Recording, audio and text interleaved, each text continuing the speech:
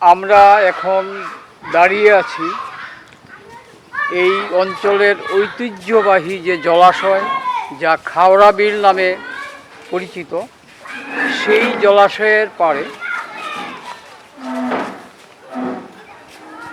বিস্তীর্ণ অঞ্চল জুড়ে আছে জল আর জল। মাঝখানে যে অঞ্চলটি দেখছেন অনেকটা একটা দ্বীপের মতো হয়ে আছে।